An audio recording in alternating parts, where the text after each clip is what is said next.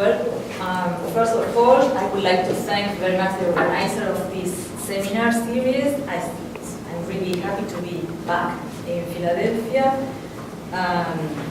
Okay. What I will be talking today, does it work? No. We hear you well. Is about legal treatment of intra-regional migration in South America, specifically in the case of Mercosur Agreement, and the advancements made in enriching a free circulation area for regional citizens. I will describe how the region is adopting a new perspective on international migration centered on migrants' rights, abandoning one that used to see migration as a threat to national security. This process, the one that is undergoing by the region, aims in a way to replicate the EU model of mobility, and even though from a legal and policy point of view, significant advancements have been made, it is a bumpy road, it's still a bumpy road, with variation across countries, some making more progress than others. In this regard, I will pay particular attention to the case of Argentina, that being the most important immigration country was the one that made outstanding changes in granting equal rights to migrants. I want to delineate not only normative aspects of this new approach, but also refer on how these changes affect migrants' concrete access to their rights, their struggles for social recognition, and their citizenship practices. So, I don't come from political science. I'm not a specialist on issues of citizenship in particular. I'm a social demographer that came to be interested in these issues, just working on how migration policy actually shape the way people migrate and the level of vulnerability they have in host societies. I should start pointing out that international migration has strong impacts on the political spheres, as states play a significant role in many phases of the migratory process. People changes of residency across countries alter central aspects of modern states, such as the notion of national sovereignty, the meaning of citizenship, countries' cultural and collective identities, and people's political loyalties. States' efforts to manage migration, however, shown to be unsuccessful, to say the least. And this is because forces of migration are complex and cannot be managed by migration policies exclusively. They have deep roots in international inequalities, colonization processes, and on the work of social migrant networks, among others. Migrants also behave in ways that contest some of the state principles. They are prone to develop social, cultural, economic, and even political activities in both origin and destination countries. Some of them may even develop hybrid forms of identities and loyalties to more than one country. States, therefore, are confronting these issues in different manners, mainly depending on their political orientations and their commitments with international treaties. Nowadays, host industrialized countries, despite a great deal of variation, have strengthened their restrictions to migration and are increasingly reluctant to grant equal rights to migrants. Sending countries, on the other hand, have consistently and strongly demanded the recognition of rights of their citizens abroad in international forums, and many of these countries also have adopted a more pragmatic position, allowing their nationals to hold dual citizenship. In contrast to the industrialized immigrant-receiving countries, South America agree on the need of granting equal rights to migrants within the regions and to attain free circulation.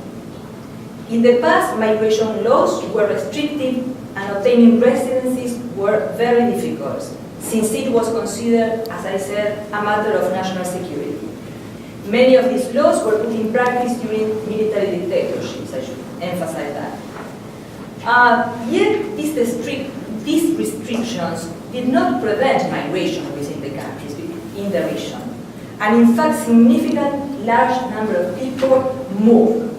As a result, undocumented migrants were subjects of discrimination and exploitation. And even when democracy was recovered, these normative systems were not rapidly modified.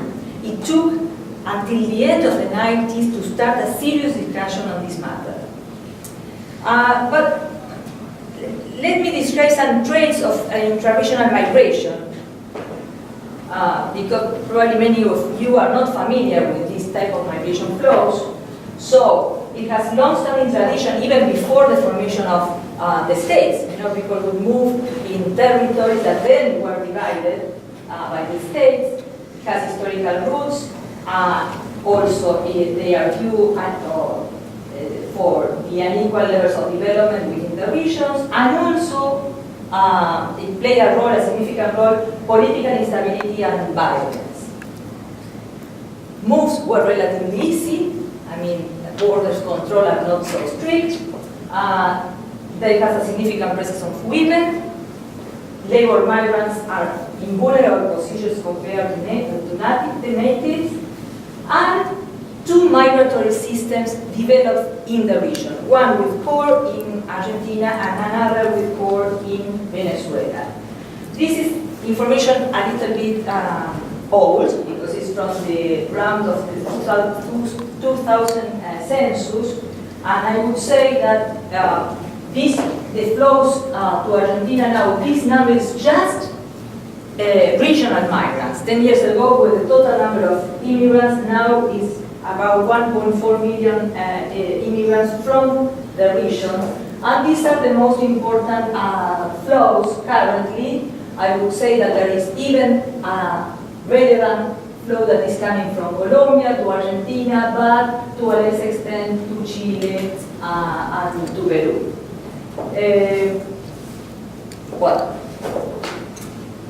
So, the recent trend is that lower immigration to industrialized north, that data is showing that. There is a decrease of immigration to Spain, that was one of the main destinations, and also to the US, and that has to do obviously with increasing controls and barriers on one hand, but also on lower labor demands for migrants due to the economic crisis. On the other hand, also there were more inclusive socioeconomic policies and programs in many South American countries that may, in a way, return some population or make some countries be more attractive to other countries.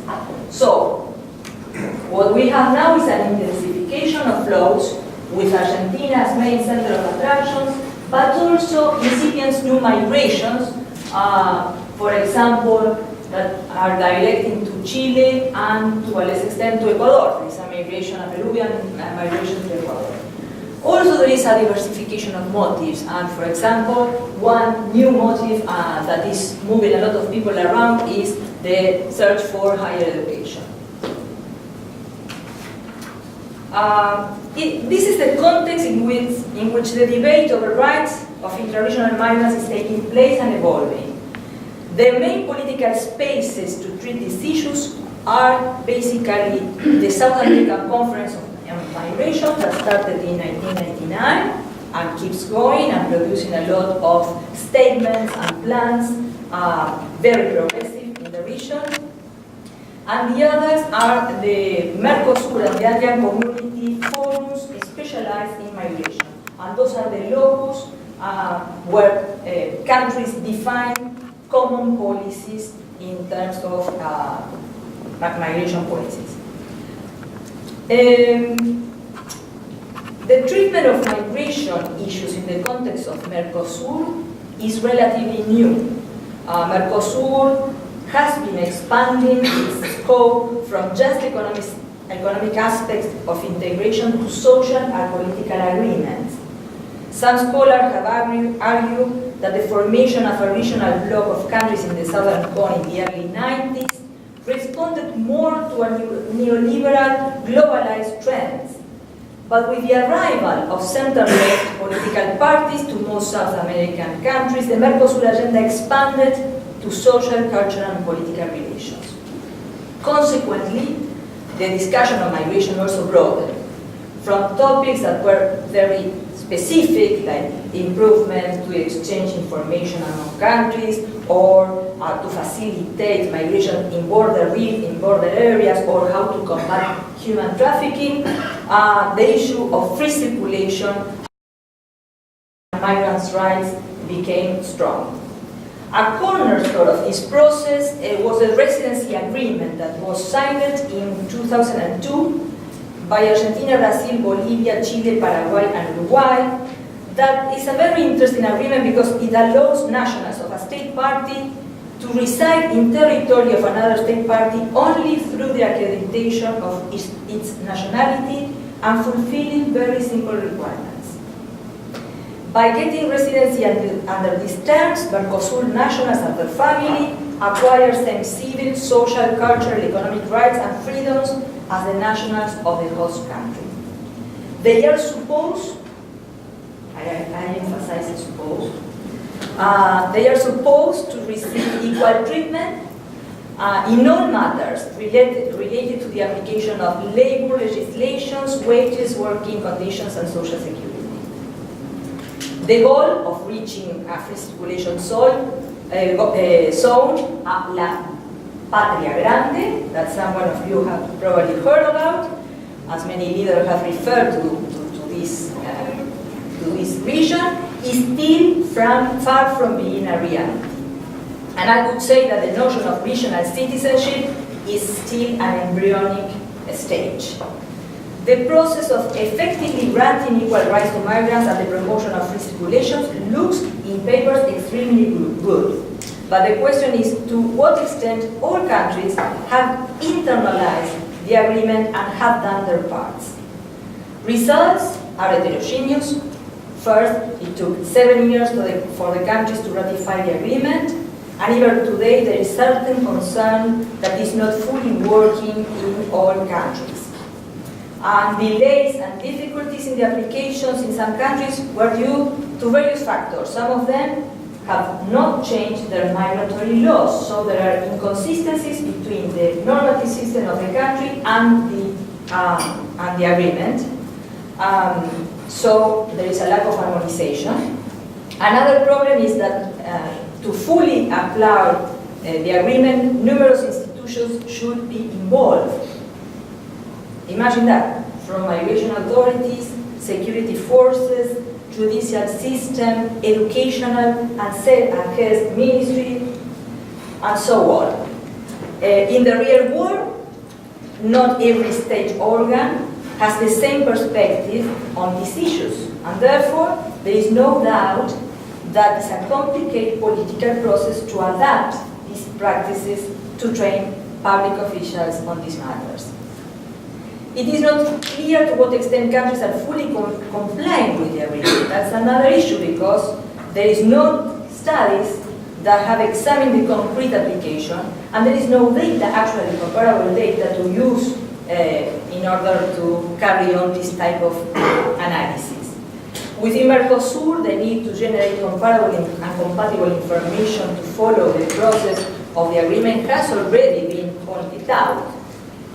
In sum, I look at this process with cautious optimism.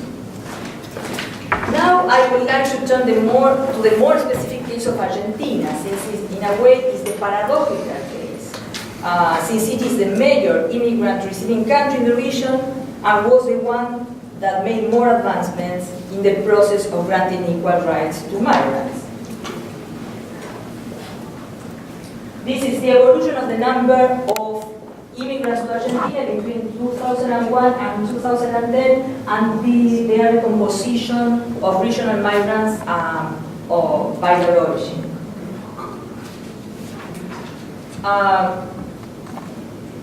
In 2004, Argentina passed a new migratory law that came to replace one that was enacted in 1981 during the military dictatorship. The novelty of this law is that it establishes that migration is a human right and extends constitutional and human rights protections to all immigrants within the country, regardless of their legal status. It also guarantees immigrants the right of equal treatment, non-discrimination, and access to education and medical and social services. One would wonder how this law would come about. The law states at the beginning that the right to migration is essential and inalienable. You can read that word.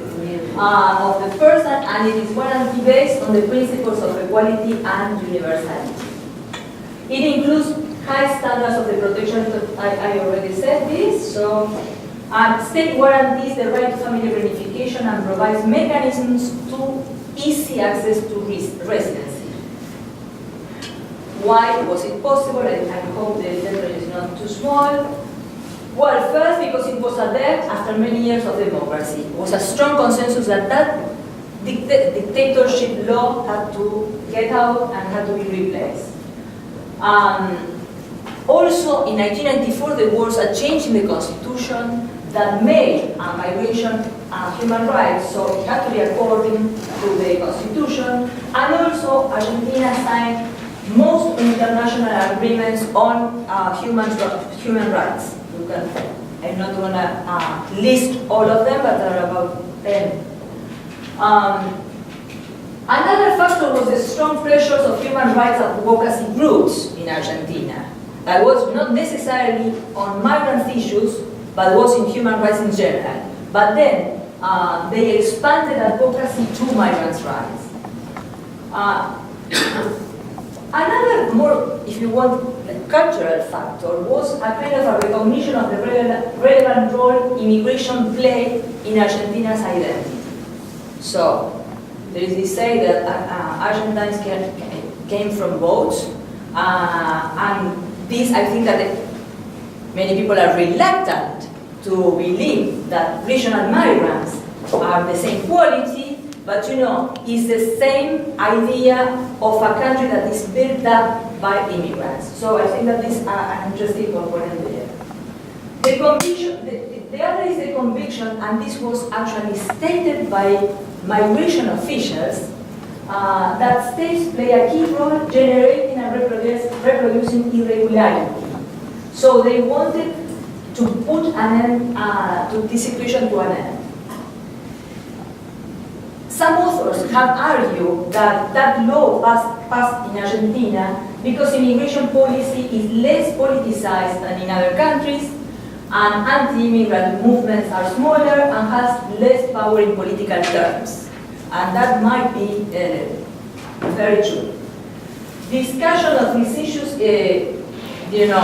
at that time there were discussions on migrants not only within the region, but also started an important international dialogue. So this law was part of this dialogue that had Argentina and other instances. And then I put this in bold because a popular government of center-left was seriously committed with this project. I mean, you really needed that. And also there were many other political parties that supported that proposal. So, the implications for Mercosur of this agreement is that the law provides also citizens from Mercosur differential treatment, and this was to make the law compatible with the residential agreement. So, in coherence with the integration principles of the residency agreements, it facilitates, it is really, really very easy to get a residence if you are a citizen from other South American country. The number of residencies, both temporary and permanent, granted between 2004 and 2012 was about 2 million.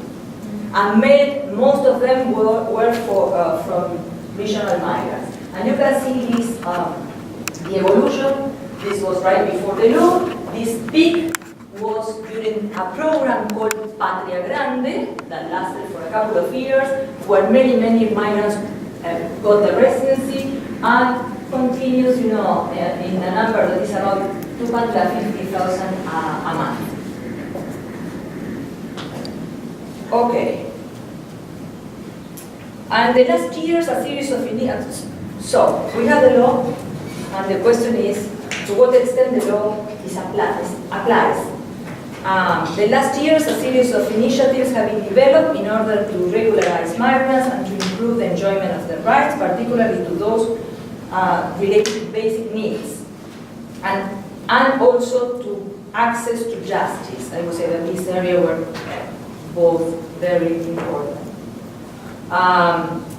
Different areas of government have developed mechanisms to accelerate process of regularization, to train public servants of migrant rights, to adapt healthcare provision to migrant needs, to include issues of multiculturalism in schools, to penalize migrant slave labor and migrants' exploitation, to protect migrant children. There is a protocol actually to protect the rights of children, and to prevent sex trafficking. Many of these initiatives have been promoted by human rights organizations, together with the government and academic institutions devoted to human rights research. Yet, for what we could gather, there are areas where the new legislation had considerably positive effects, and these are mainly regularization and access to basic needs. In terms of labor, the law had a positive impact, but it was mild, and I think that also had to do with structural factors of labor markets in Argentina, because there is also a lot of native people that are working in precarious situations. Some restrictions were found in access to social programs due to requirements of 2-year residencies, administrative things. Pending a structural problem is the access to housing, that hasn't improved at all with the law. But something that we should point out is that the scope and impact of these variable initiatives are still difficult to assess, because there are multiple public institutions involved, and they differ in the level of commitment and resources involved in this particular matter. I should say that it's not that the state generated a new budget to attend these new needs, so that's an important point. Most of the initiatives have not designed specific monitor mechanisms, and they do not gather follow-up systematic information, and this is definitely a pending issue to make the state accountable. Also, I really would like to make a point of the effect of this new legislation in empowering migrant groups. In Argentina, there are hundreds of migrants associations, and this was even before the law, with diverse interests. But some of them clearly are making a good use of their improved status, and they're actively participating, turning rights in reality. Their relationship with political power varies depending on who is the interlocutor and what is the specific demand. Sometimes they even make a good use of entitlements as regional citizens, and trying to get the same type of demands of other native poor Argentines. So they are all together in the same boat and making a strategic use of that entitlement. And sometimes the entitlement they use is as migrants. For example, when they ask for non-discrimination in, I don't know, health facilities or programs to train public officials in that matter. So, to conclude, the question is how this process will follow in the future, first at a regional level, and also at a national level in the specific case of Argentina. There have been definitely process made in last years, 10 years, toward the consolidation of free circulation space. I would say, to this respect, that there are some political shackles, but more importantly are instrumental difficulties more related to institutional capacities than to political decisions. Thank you very much. Well, thank you. Me too. I wanted to thank the invitation. It's lovely to be back at Penn and to see some acquaintances and friends and even former students. So I'm very pleased. And today I'm going to be talking about regional integration in a more global or general sense in Latin America. Talking about what I wrote in this paper. The paper explores the relationship between foreign debt and regional integration in Latin America. I look at two periods that I find are very comparable to periods of closed regionalism. One immediately after democratization in the early to mid 1980s. So this would be in the regionalization in the democratic era. And then, of course, I examine regional integration in the post-neoliberal period, so the past 10 odd years.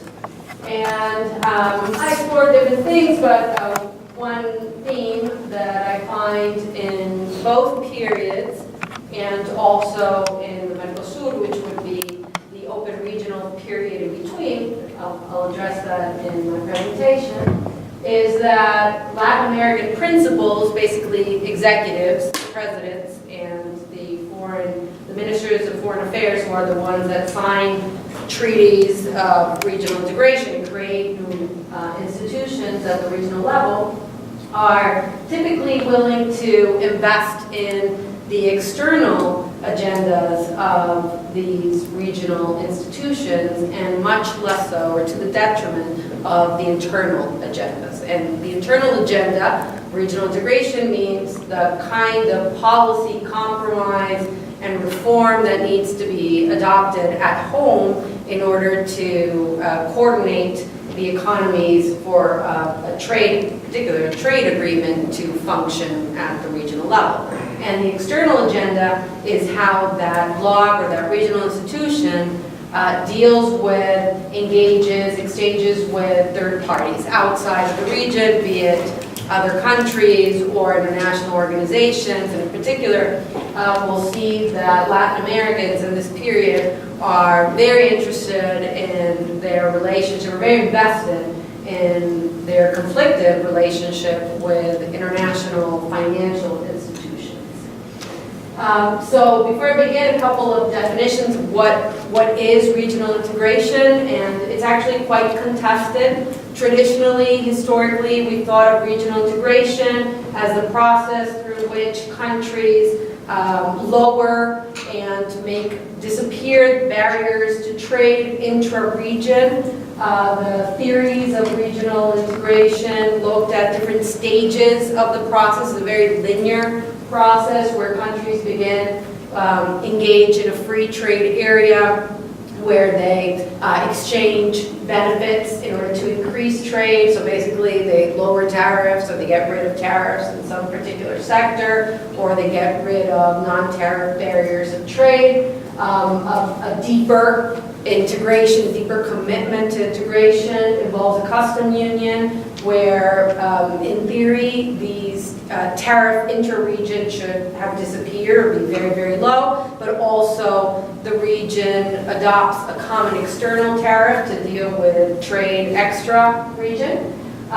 Then the common market, which entails a custom union, plus the free circulation of all goods and services in trade, so labor, right, business, capital.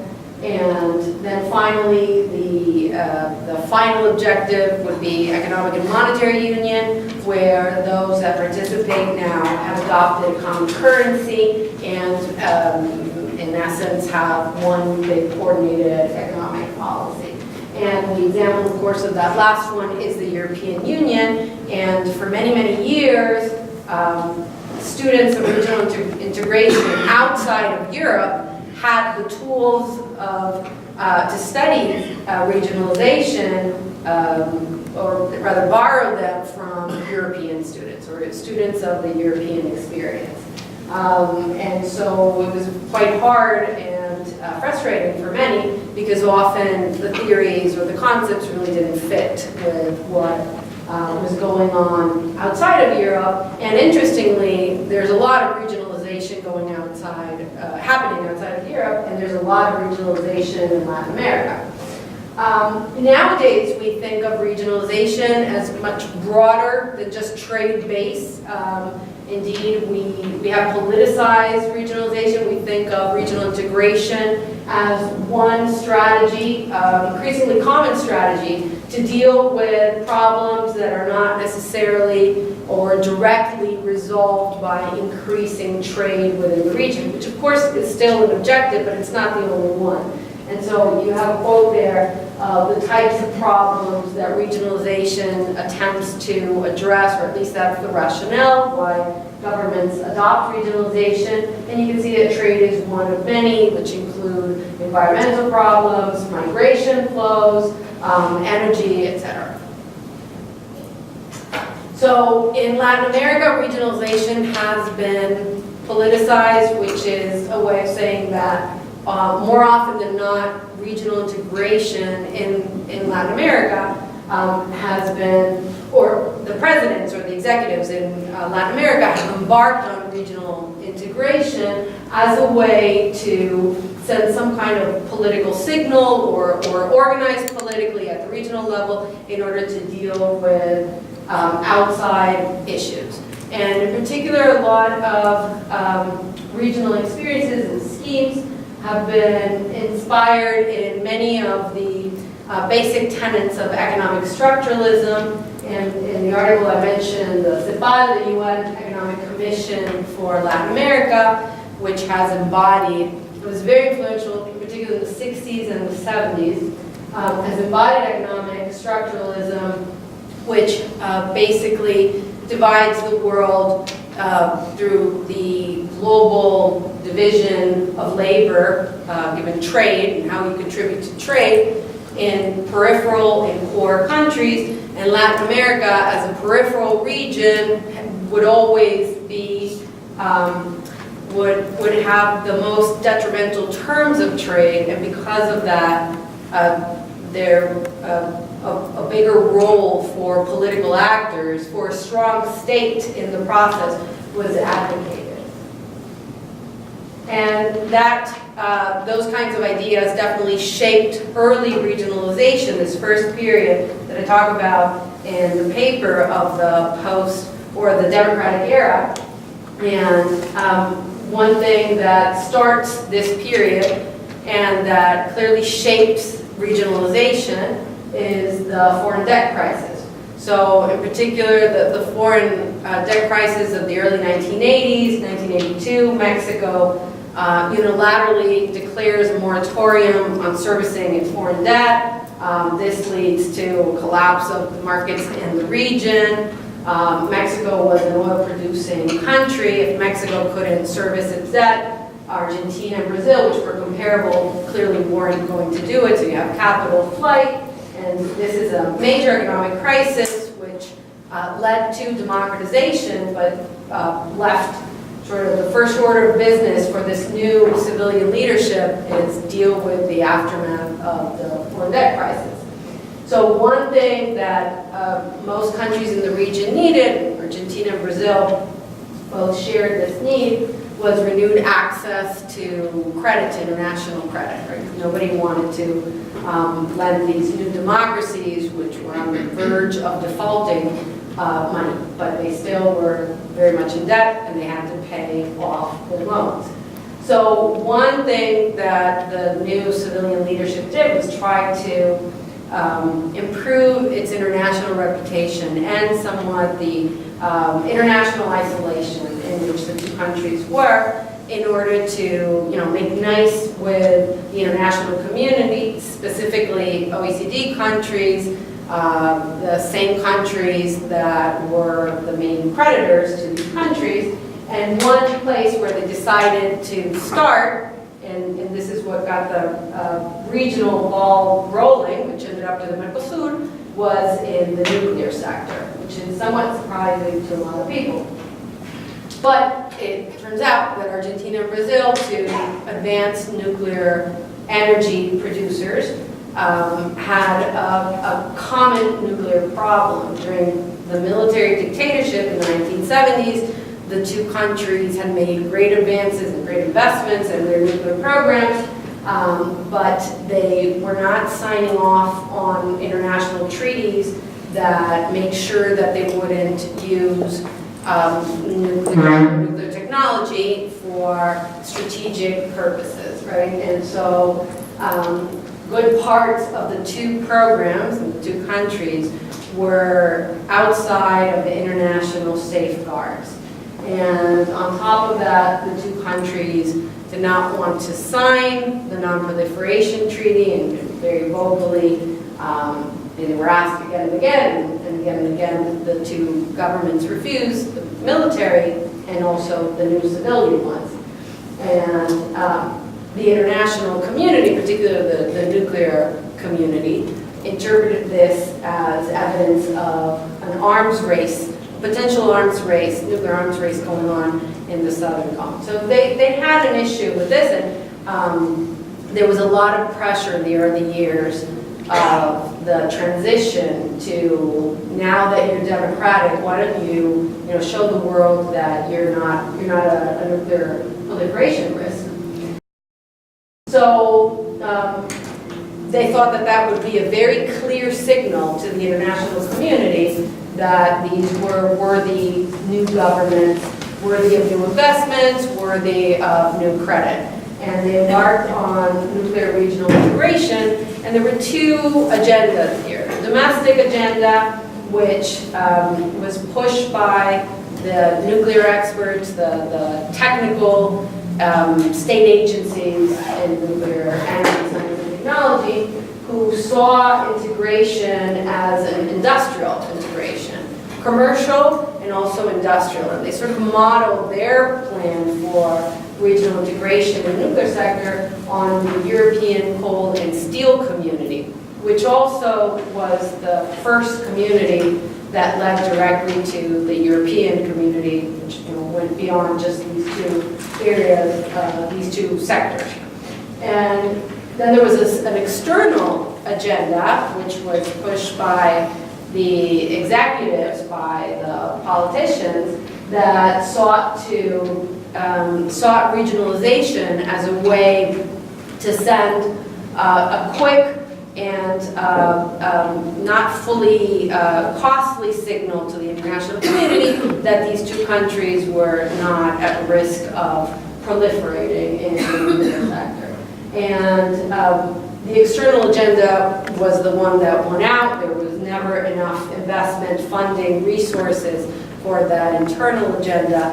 And so here a very basic timeline with, just have a, I'm going to risk it.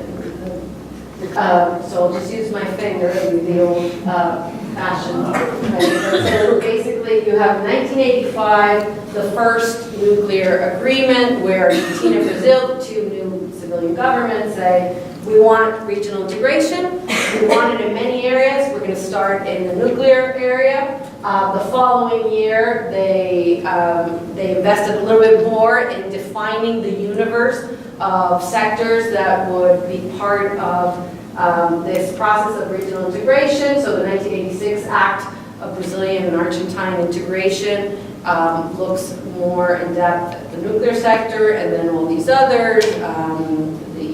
Particularly the automobile industry was an important sector. And then you have, in culminating, there are many little things, and I can talk about that if you're interested in greater detail in the Q&A, but basically to tell you that the 1990s culminate with a great success in that external agenda of nuclear regionalization, with the creation of an agency, a common agency that basically carries out a common system of accountability and control of all nuclear materials and facilities in the two countries. So the international inspectors that you for sure have heard about, if you have a certain age, that went into Iraq And, under the Bush administration, that we didn't, well, the American government didn't believe that they were doing their job. Well, Argentina and Brazil have those same inspectors, but they're Argentinians and Brazilians. So instead of using the common pool that is in Vienna in the International Atomic Energy Agency, the two countries developed their own system, which is in dialogue with the International Atomic Energy Agency, but they carry out cross inspections, and so Brazilians to this day, on a yearly basis, go into the nuclear facilities in Argentina and make sure that what is on paper is also in the facility, and the Argentinians do the same with Brazil. So in terms of that external, more political, in this case non-proliferation policy agenda, they've reached the maximum objective, because ABAC, which is the agency, is actually a supranational agency. So it has the power to sometimes even go over the head, not too much, but a little bit over the head of the governments of Argentina and Brazil. That proposed community a la coal and steel in Europe of the 1950s never really panned out. So here, very briefly, we have a short period of time where the trade agreement, which was the Mercosur, I should say that 1991 is also the founding of the Mercosur between Argentina, Brazil, Paraguay, and Uruguay, and now Venezuela. And Mercosur in the 1990s is created as the classic pro-market or market-friendly trade agreement, sort of your basic recipe of how to create a customs union. And during those years, there is pretty much a lining up of domestic policies, which in these countries, especially in Argentina, but in the others as well, was the adoption and implementation of all these market reforms, and then the Mercosur, which is a clear expression of open regionalism, where it comes out sort of that push from globalization, and it's a platform to increase trade, not just intra-region, but also to increase trade between the region and the rest of the world. And this does not last too long. In the late 1990s, you have a series of recessions and crises, and in particular, what was most damning was the 1999 valuation of the real, the Brazilian currency, which, of course, this is very bad for a trade bloc. And then just 2 years later, Argentina has its infamous collapse, where it breaks the records on sovereign debt default, the largest debtor country or holding sovereign debt in the world. So then we go back to the old model of closed regionalism, or more protected regionalism in this post-neoliberal era that has been characterized by a lot of inattention to the Mercosur and a lack of sustained funding. If you look at the key legislation of the Mercosur, it concentrates in those early years in the 1990s. There's very little that is done after the 2000s. There's one really measure of dispute mechanism adoption that is in the 2000s, but the rest of the legislation, that investment to deepen integration, is mostly in the 1990s. What you have a lot in this post-neoliberal era is a flurry of new regional institutions being created. So there's not an abandonment of regionalization as a strategy to address common problems, in particular debt issues or issues of access to credit. What there is an abandonment of the Mercosur problem. And these new institutions are very explicitly politically driven. They're a very strong role for the state and market actors or economic actors, be them industrialists or other economic domestic actors, are not really active in the process of design and adoption of these new institutions. And many of them are explicitly concerned with finding alternative sources of international finance. And in the paper, I talk about some of the reasons, the causes of this return to a more closed regionalism and the abandonment or the disinvestment in the Mercosur. And some are common causes. The Argentine financial collapse and its new debt crisis, of course, was a major blow to the Mercosur. Argentina, together with Brazil. Brazil's a giant, but then the other major partner of the Mercosur is Argentina, and it's that, as they call it, strategic relationship that has upheld the Mercosur for many years. Brazil has a global projection as a new trade giant for the world, and has new partners now that it cares about as well. So Brazil has been very active with its BRICS partners of Russia, India, China, and South Africa. China appears in the region also as a new trading partner, but not dealing with the Mercosur, not even dealing with the countries of the region through other regional institutions, but China prefers a one-on-one agreement, so bilateral treaties. Argentina and Uruguay had a long-lasting conflict over the shared river of Uruguay, and the reason why this is important that has weakened the Mercosur is that the Mercosur, right before the conflict began, had adopted a more permanent system of dispute resolution, and really the system was not effective in dealing with this conflict, which was taken outside of the Mercosur. Brazil did not want any part, did not want to get in the middle of these two, and so the conflict, which has been, I don't even know if it's been resolved, but there it is. I mean, it's sort of stagnant. They attempted to solve it outside of the Mercosur and other international fora.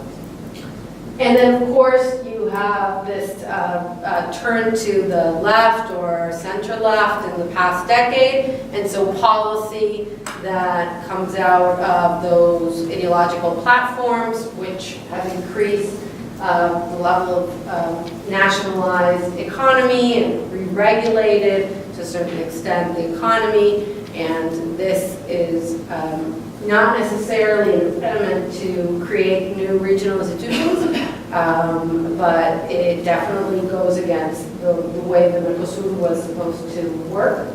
And so what you find throughout is that in most of these institutions, the Mercosur included, there's much more of a focus and a priority placed on the external agenda, which is lower cost, than in that internal agenda.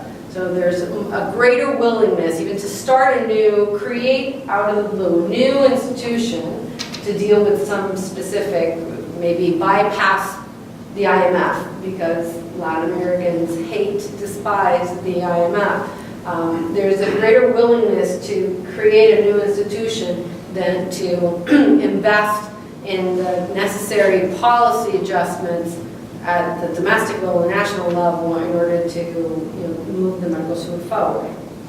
So to give you a sense of some of the new institutions that were created in this period, after the Argentine default, we have in 2003 the trilateral, what they call the trilateral dialogue of IPSA, which is India, Brazil, and South Africa. Now, that's more of an initiative. It's not highly institutionalized, but there's some areas of the economy where there's a lot of activity, in particular pharmaceuticals and patents, international patents. So the three countries share those complaints, and there's a lot of activity there that Brazil, that are needs that Brazil has that are not necessarily met in the Mercosur.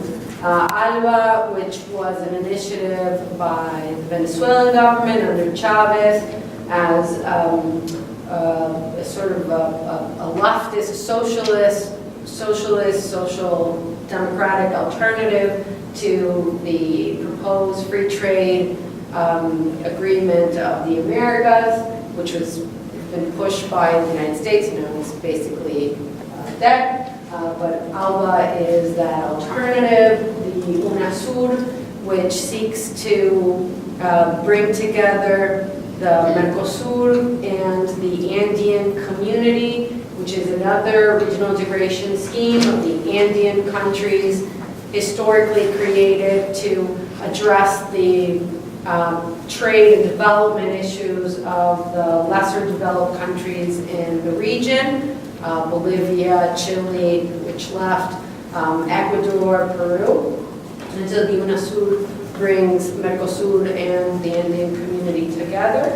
At least that's the objective. The Banco Sur, which came out of UNASUR but is supposed to function as an autonomous agency, which is a development bank, and it is supposed to be an alternative to the World Bank. And CELAC, which is the community, the economic community of Latin America and the Caribbean. And so it brings everybody together, and really they came out of a push to become an alternative to the Organization of American States, because the OAS has the United States, of course, as a member, and so this is everybody but the United States. And Canada, which is not disliked in the region, but it's too close to the United States, so Canada was not invited. There was some back and forth on that one. They're not Latino, so they're not invited. And then the BRICS Development Bank, which is the cross-regional development bank, including, of course, in our region, it would be Brazil is the founding member, together with Russia, India, China, and that's it. South Africa is not part of the bank. And so this is sort of like the Banco del Sur, but instead of having Venezuelan oil in a way funded, it's these big economic emerging giants. And so they are also proposing an alternative to the development regional banks and the global development banks as well. And so conclusion or some conclusions, I do find the link between debt and regionalization. I think that probably the mechanism, which I'd like to explore more in this paper, is one of the triggers of regionalization is not so much the level of debt itself, but the need to access new credit and the understanding that through regional agreement,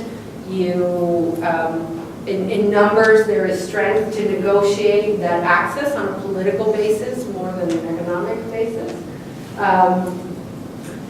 Indeed, without the kind of sustained, directed policy investment in domestic economies, it's very hard to move forward regional schemes that already exist, and the Mercosur is a proof of that. And the other institutions, which are too recent to know exactly how and where they're going to turn out, one could speculate that if there's disinvestment policy, political resources and economic resources, they won't get too far as the Mercosur.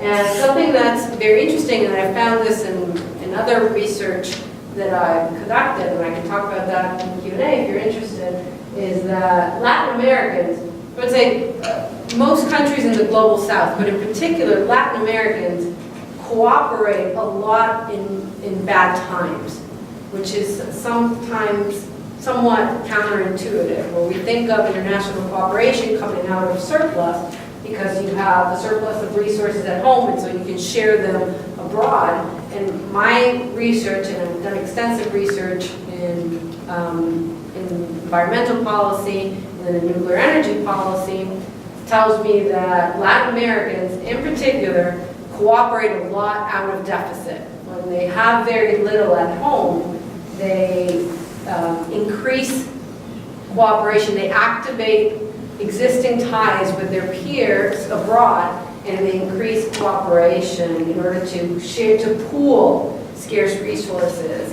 and to move research agendas or work agendas forward. But I can tell you a little bit more if you're interested in the Q&A. Thank you.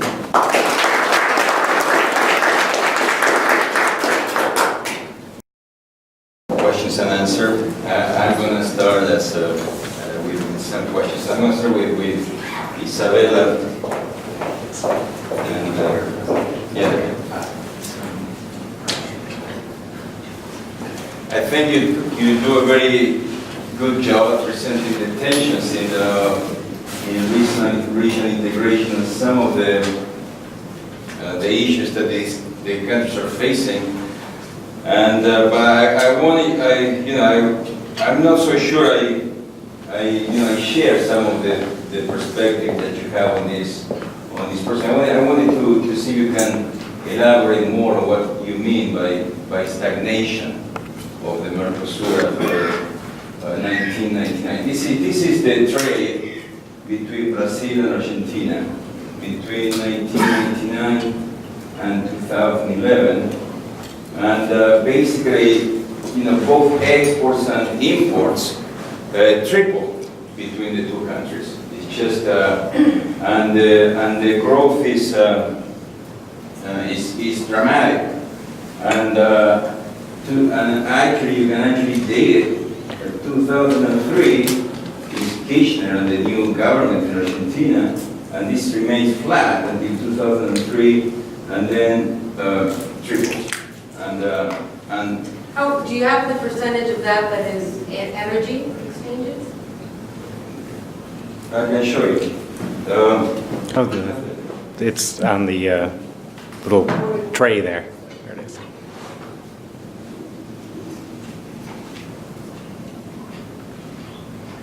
So this is the main trade partners for Brazil and Argentina. Argentina.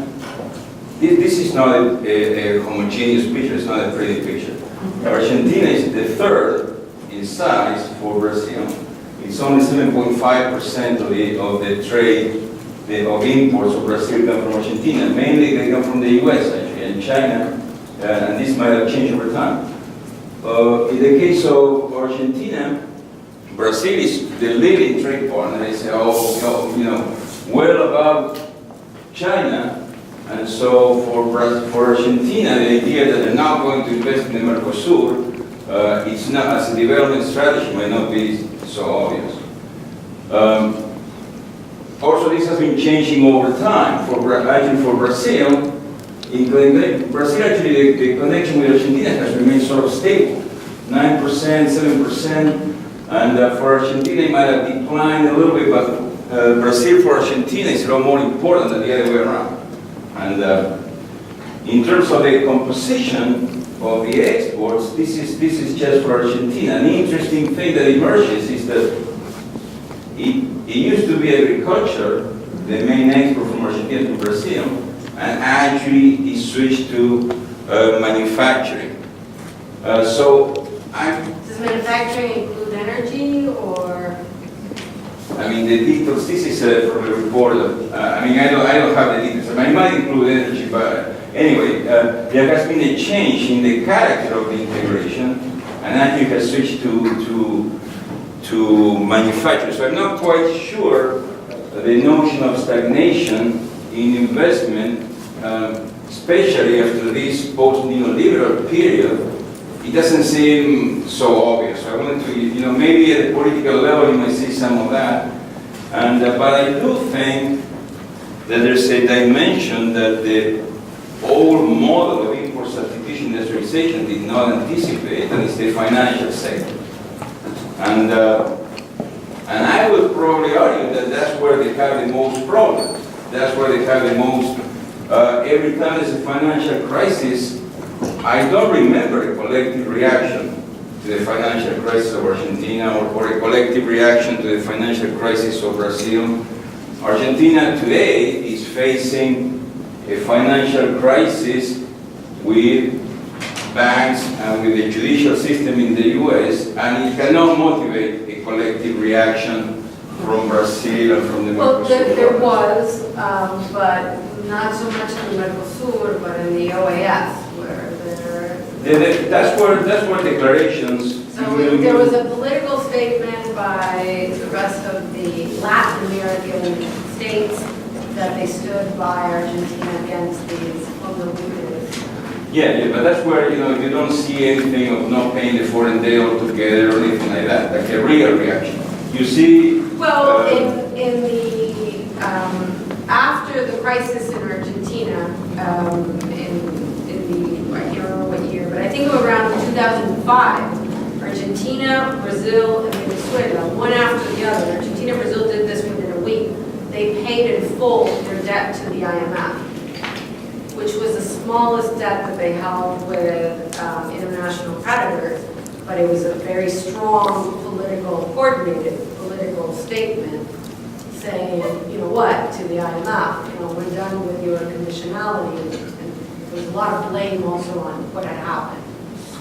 Yes, So- I might read it differently, but it's, but that the financials, a different way of the model of development that was dominant until the 70s of import substitution industrialization did not pay attention to the financial sector. And the globalization of financial markets is something that directly affects this region, and you see a little bit of that, and I'm so sure they're successful about that. But in terms of regional integration, I actually, it's the image of stagnation. It doesn't come across. So I wanted to bring that up and see if we can.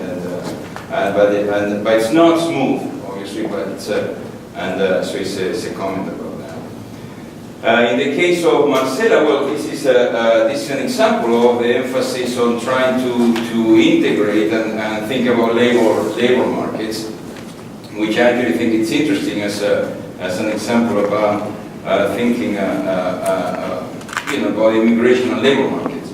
And so I have you mentioned the motivations of where it comes from and ideas about human rights, and I wonder why they pick up that idea, and I'm curious about the role of economic actors. At least when you hear in the U.S. or in rich countries, you have the business sector and unions on one side, and you have the business sector so pushing for more immigration but without benefits, and the unions pushing the other way around. And so I wonder if those actors showed up with this discussion or what role do they play. I also was wondering about whether this was more directly tied to labor markets and demographic changes. The region has been, the fertility declined dramatically, and obviously the labor market is going to be affected more and more by migration. And in discussions of migration in rich countries, there's always a distinction of migrants, and there's always a separation of migrants. You have the good migrants, which are the high skill or whatever, and then you have the ones that they don't want. And so I wonder if there was a discussion about, or this was just, or this was maintained universal. In a similar line, is this restricted to Mercosur? And what happened to Bolivians in Argentina, Peruvians in Argentina, and now you see Koreans in Argentina, and you see, and the region is becoming more global in terms of those things. So I wonder how it connects with that, and politically, do you think why is this not a political issue? And it is immigration in rich countries. It triggers it it's very public and very political. And I wonder, why is it not?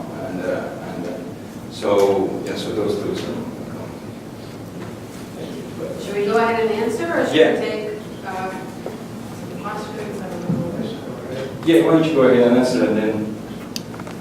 So, I'm not the only one that says that the Mercosur has stagnated.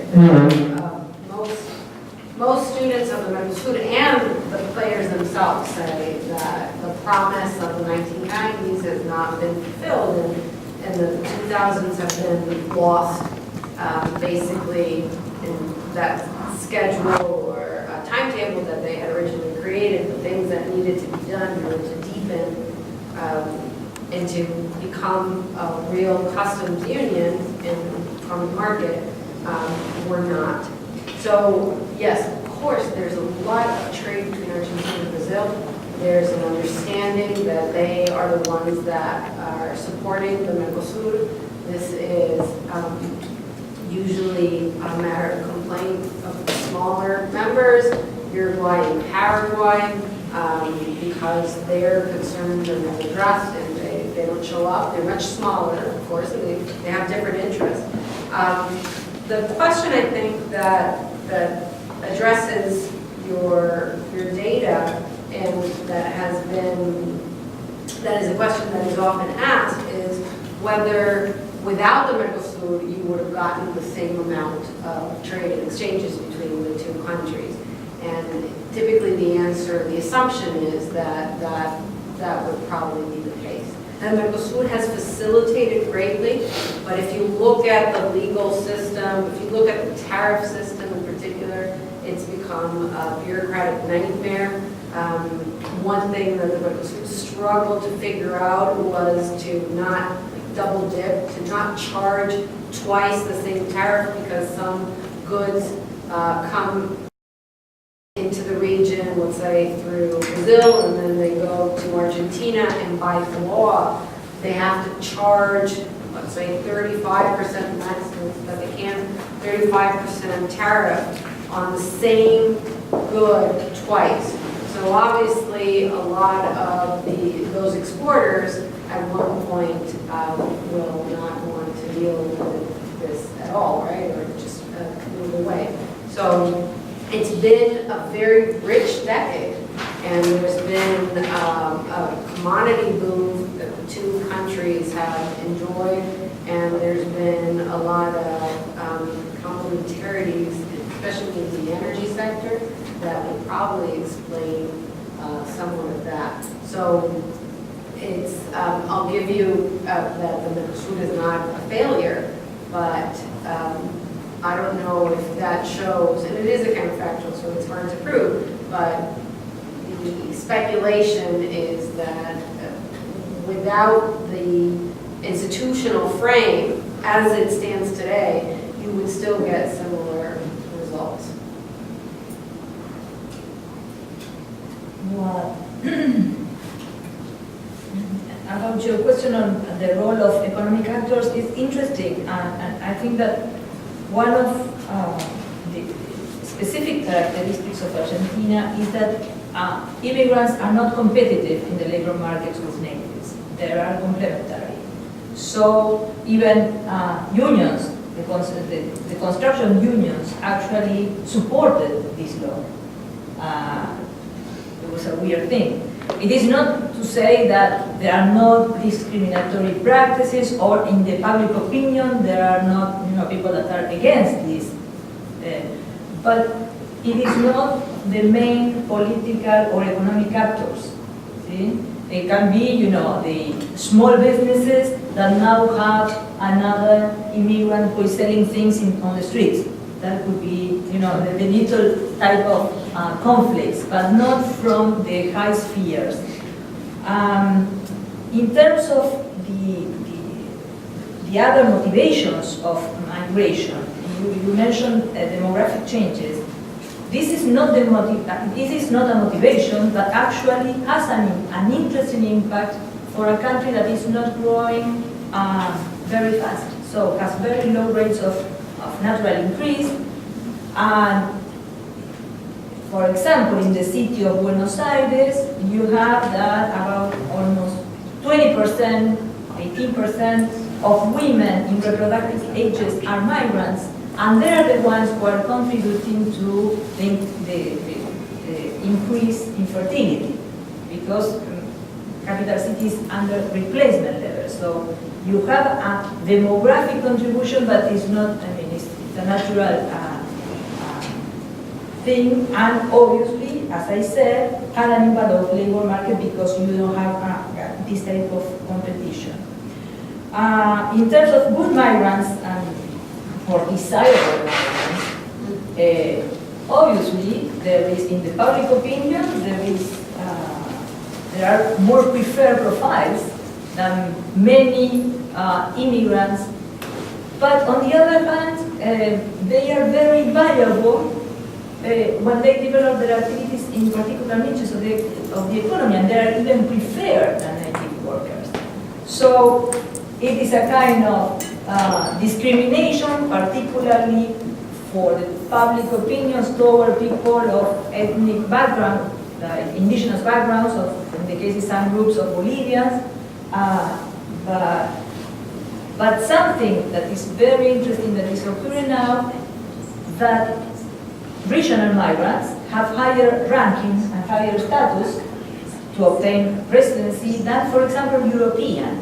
So now a Spaniard have more trouble to get residency in Argentina than someone from, and when I say the region, actually it's the whole region.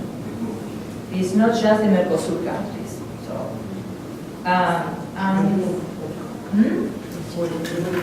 Bolivia is associated. Yeah. So, why is it not a political issue? It doesn't mean that it won't become sometimes. And in fact, when you have economic crisis, or you have the first scapegoat to blame are going to be immigrants. And in fact, there were some troubles now between the chief of security forces that blame immigrants to be delinquents, criminals. And then the direction of the migratory office saying, no, you're just talking crazy. But that was only part of a political campaign because they know that they will get more votes if they go against migrants. So. Okay, thank you. Questions? I have many questions, but maybe Marcela can, I was really struck because I didn't know by the generosity of the Residency Act, and I wonder if you can quickly compare it to Europe. But the other thing that struck me, I had in mind the story that Javier Aguero and his students did in La Salada, and it was very striking that La Salada is an enormous wholesale informal market in where I've never been, but it's and it's huge branch, but it was set up by Bolivians, and then at least Aguero presented because our general asked me also to explain more the relations with authority forces with great conflict with locals, as you described, small business. But now they seem to have been replaced by Koreans. So I wanted to ask you two things. One is if you can compare the generosity with that which is in fact by law applied in the European Union to Europeans in non-community, which there's a term for it, and whether that applies at all. The picture that you painted. And the other thing is that I wanted to ask is whether you see some succession of this type. Because I had seen, for instance, in some interviews we had done with Silvia Sigal, that a lot of antagonists of native stories were Chinos. Especially the Chinos gave them rights to eat, and so the locals for lunch did not like that at all. I'd like you to give more details about that, and also the niche that you see. Well, it is interesting. Now the social conflicts with authority, for example, now they know they have the right, so they can complain. And that has been a very good thing since the law was applied. No? Bolivians are the group that I would say they are the most discriminated. But on the other hand, they are one of the most successful economically speaking, because they are very entrepreneurs. They actually have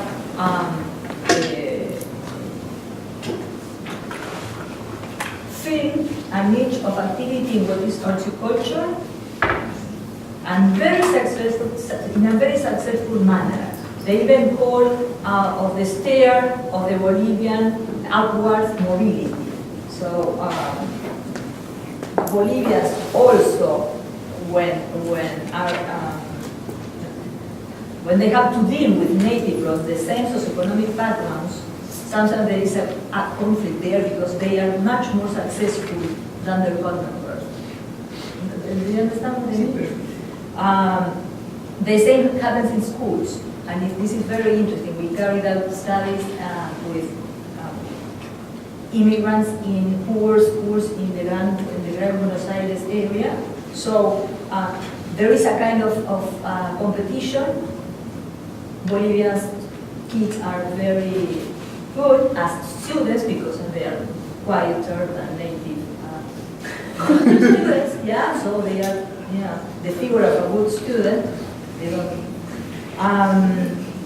But you know there is conflict, but the conflict takes place among peers and not with institutions. And that's a very interesting one. I thought that was a very interesting result because it means that the school there is no institutional discrimination. Obviously there are going to be cases, there are going to be teachers. I'm not talking the whole system.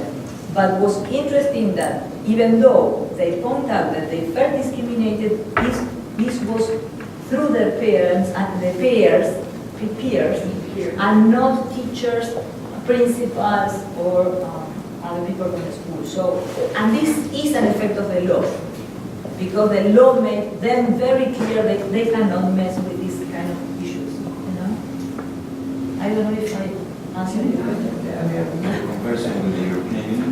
Well, I think we are still far from that. And I think that Argentina made more advancements, and also because it is clearly the most important receiving country. I mean, we were talking about at least 2 million people.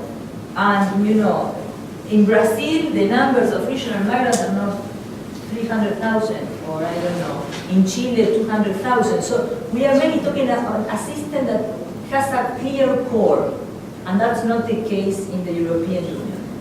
So negotiations are obviously different, and obviously the institutional development in order to attain that level is completely different. Well, I found both these papers fascinating, really, because I'm very interested in questions of regional integration in different parts of the world. But I hear the papers telling very different stories, and I want to have you explain that to me. Marcella's paper is one that says that efforts of regional integration have gone to the extent of recognizing human rights, including socioeconomic rights, granting them to immigrants, and while there are problems on the whole, it's working pretty well. So cautiously optimistic is the way you describe your account of regional integration. And Isabella's account is that, well, they come up with regional integration when they need to get money internationally. Mercosur tried neoliberal strategies to attract money. When that didn't work, now they're trying different strategies, but still regional integration is to get money internationally, and there isn't really much change internally in their policies, and it doesn't even work that well to get money internationally, so regional integration is this card they keep playing that doesn't work. It's a gloomier story. So I want you to explain how these stories fit together, or if they don't, what the differences are. And one specification, I genuinely don't know much about UNASUR and how it fits into this story. In your account, it is part of, UNASUR is Mercosur connected with these Andean nations. In your account, that appears as part of growing regional integration. It's extending this process.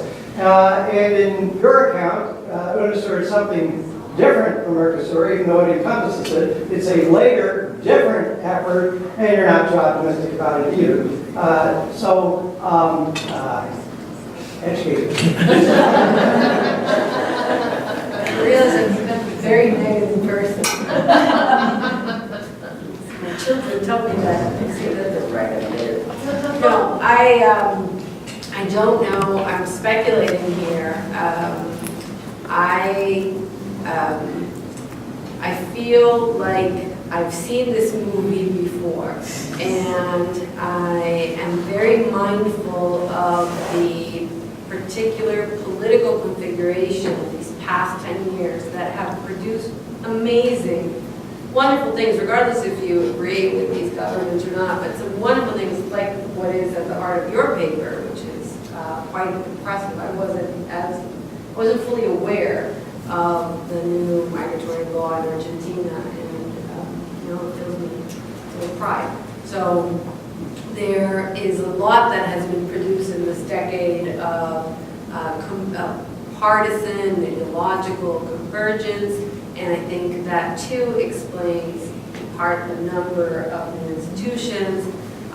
It's been a rich decade for the region, and that too explains, I think, the scenario, this landscape, busy landscape of regional institutions, and that's all good. But I'm old enough to know that after the 7 years of we say in Spanish, of skinny cows come 7 years of fat cows, and then after the fat cows, you get the skinny cows again. So I guess I wonder, and I'm not alone. Unfortunately, there are a lot of bitter and negative people out there. I wonder what's going to happen. What's going to happen once we start getting institutional change or part of change in the region? I don't know who's going to come after Maduro in Venezuela, but I suspect it might be somebody in the opposition. And the opposition in Venezuela has been very, very negative towards the type of, I'm trying to find the most neutral terms, but the funding in great part by Venezuelan, a surplus economy in the early 2000s, an oil-based economy of regionalization in the region. And it's very, very controversial, and if you talk to any Venezuelan, and you say that you're from Argentina, they we paid for your foreign debt crisis, or we paid for the expansion of the Mercosur. So that's my point. That's the source of my rather pessimistic view that these institutions will survive a major partisan change, which eventually will come. That coupled with a lack of sustained investment. One interview that I interviewed this Brazilian guy in the nuclear sector long ago, and he said something that was so spot on. It's really hard to translate from his Portuñol to English, but basically he said, us Latin Americans, we have such a great power of initiative. What we don't have is the power of acabativa, of finishing things. We start all these great things, and they are great endeavors, and in the region compared to the other regions of the Global South, which I do outside of this project. I do a lot of sub-Saharan and Latin American research. Latin America has all these great projects and cooperates a lot more, and they find common solutions. So that's all, and I'm very positive about that. But there are also so many of these projects that are never completely fulfilled. So without investment, I think that it's very hard to move forward. And we're coming off a rich decade, but not so much rich in institutional investment.